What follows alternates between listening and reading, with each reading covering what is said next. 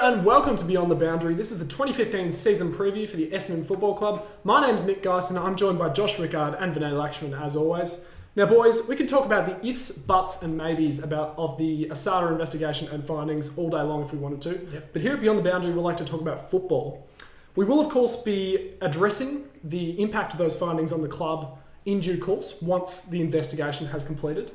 But until that point, and for the purposes of this preview, it's irrelevant, and this is the last we'll hear of it. Yeah. And that's not just because Josh is an Essendon supporter, but we as a panel have decided that it's better to talk about football rather than Asada.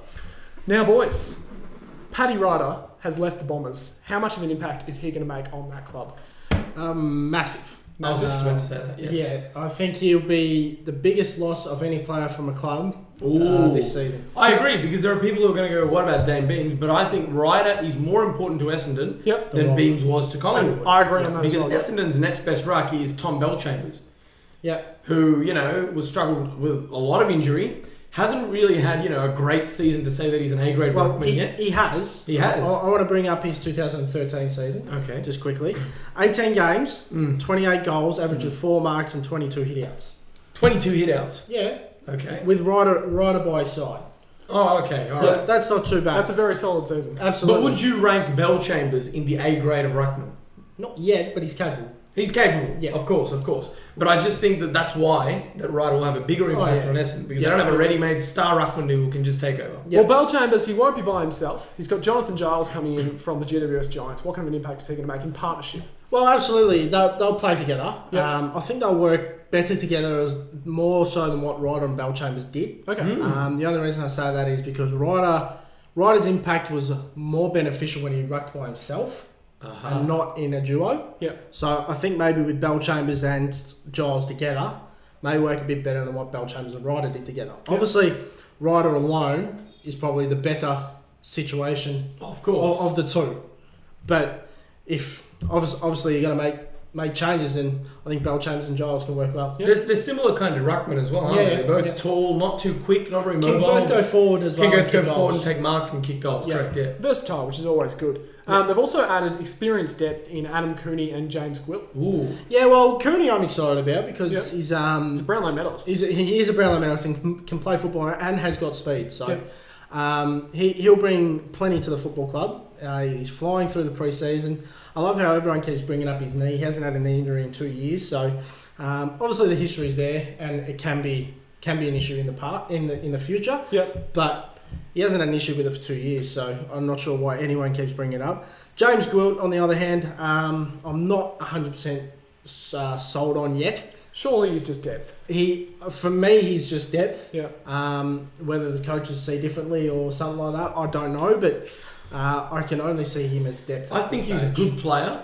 I think he's one of the... James Gwilt, I feel bad for him that he was delisted, because he's a good player, but I don't see him getting a gig in that Essendon back line, which is already so strong. Yeah. I can't see one person getting kicked out of that Essendon back line, barring some injury or some horrific... The only one I could probably see is Courtney Dempsey.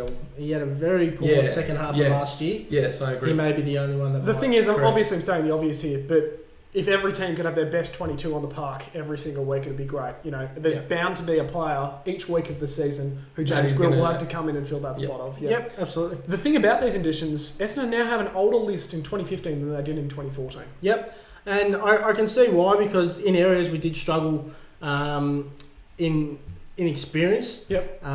Especially in the midfield. You look at Joe Watson, Brent Stanton, and then there's... Other than Dyson Heppel's an absolute gun, you talk young midfielders, there's not a hell of a lot coming through. Okay. So I can see why they've brought in a bit of experience there to coach their way through. Mm-hmm. So, but yeah, there are plenty of good young kids there that can come through the midfield. Well, some of those good young kids, Travis Collier, Patrick Ambrose, Marty Gleeson, Jackson Merritt, and even Jason Ashby, all ready to step up. Well, Travis Collier had a fantastic year last year. He broke out. Been waiting for him to do it for so long. The only thing that let him down in the past was his skills. Yep. And in 2014, he picked up those skills. That's it. So he'll be a regular in 2015. I've got a question. Will he continue as a forward pocket, or will he play that successful half-back role that we saw him play very well? I don't think he actually played across half back. He didn't. No, he played more on a wing half forward. Wing half forward, okay, all right. Yeah. I think we'll see him play that similar role. He'll still have that run and carry role, won't he? Absolutely, because that run and carry is so pivotal to the side because we don't have a lot of speed in the side. Yeah. So the more up the ground he plays, the better. Yeah, but the closer to goal he is, the better, yeah? Yeah, but I can't see him going any further than the wing down the ground. What do you think of Patrick Ambrose in 2014? Paddy Ambrose, I loved his work. He's a workhorse. Yeah. He reminds me, obviously he doesn't give the same output as him, but it reminds me a bit of Nick Riewoldt. Yep. Can run all day. Obviously doesn't have the same talent as Riewoldt, but Paddy Ambrose will give you 110% every single game, which is what you want. And he kicked 13 goals last year, 16 games. Probably want a little bit more as a third forward, but it was his first year. So looking at that, it's not a bad output for a first year. Definitely. And Jackson Merritt was someone who burst onto the scene last year. And then he sort of burst off the scene as well. He Yeah, sort of came and he left as quickly as he arrived. So. I was about to say that myself.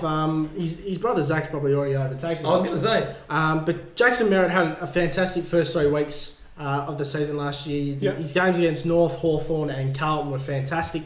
Then he suffered an injury, struggled to get form in the VFL, and never found his way back into the senior side. So, but he is a terrific young footballer, and I actually see him more as a forward pocket than what I see Trevor Collier. Okay. He's very, very smart around the goals. He's got good skills.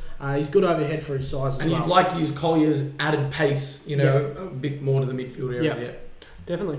Now, Nick O'Brien's a player who we hear is burning up the track, that old saying. Nobby, big Nobby. Nobby, I like it. N-O-B. Correct, yes. But he's a very, very good trainer. And he was taken with one of our first picks, I believe, maybe, I think. I can't remember. But he is a very good performer at VFL level. We spoke about in one of the other previews. He's one of those players that's caught in the middle. And I watched him a lot the last 2 years with my work with the VFL side. And he dominated every week. He just couldn't get into the side because he lacks a bit of pace. Like serious pace. But when he gets his hand on the ball, he uses it well. He's a very good contested ball winner. And dishes it out to the outside runners. So if we ever lose, say, hopefully not, Joe Watson, Dyson Heppel, that like to get inside, get the ball, David Myers, then Nick O'Brien's a perfect replacement. And just one last player before we move on. I want to throw this one to you, Vinay. Joe Danaher, we've seen there's a lot of weight on his shoulders at the Bombers to perform. What do you think of him in 2015? Well, look, he's one of those players that had pressure to perform even before he played his first AFL game. He's in that mould of like the Jack Viney or like the Jesse Hogan now, where people are already expecting him to be a gun despite having never actually seen him play at AFL level. So he had it tough, and he is a youngster who came into the club during a pretty tough time for everyone, and I think he's a bit of a professional in the way he's handled it, and he's improved his kicking by a lot. His first season, his kicking was what let him down. His marking is no issue at all. But last year I thought his kicking improved significantly. I was seeing him, send them home from on the 50, tough angles. He's a leader, I think, honestly, the way he plays and how much he loves that club. You can see that he's just going to be, a potential captain sometime in the future.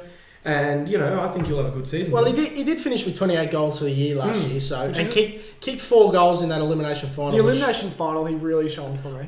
Which a lot of people forget, because a lot of people bring up Ben Brown, the way he burst onto the scene, kicked 4 goals. But I think it was the first half there, but it was all about Danaher. This was Danaher emerging, and then that story kind of got rolled by North Melbourne and Ben Brown. Well, I must say, when he kicked that goal from the boundary in the last quarter... That's exactly what I was thinking. Well, that's what Vinay was referring to. I thought, gee, we got this, and he's going to win us the game. And, to kick... I know he played every game, but to kick 28 goals in his second year, it's certainly a confidence booster, and he's going to have another big year.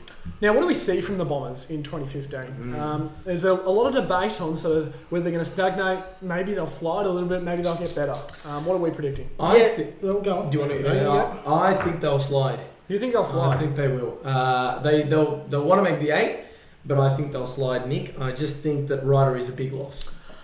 Unfortunately, I agree. I think Ryder will hurt, losing big time. Whether we can keep a fit list is the big key. Unfortunately, I hate to say it, I hope I'm wrong, but I think we'll miss the 8. I just think other teams are going to jump above us. as I said, hope to God I'm wrong, but that's just the way I see it at the moment. And having said that, we have set the bar quite high for the Bombers. I think their supporters in general would be expecting that they would push for the 8. Correct. The club would be definitely hoping they can make the 8. Yeah. Oh, yeah. We've set their pass mark as to make the 8, and I think they'll be, despite the fact that we think it's probably the more likely scenario, I think they'll be very disappointed if they don't finish in finals. And that concludes our season preview for the Essendon Football Club. Hope you enjoyed it. We'll see you next time.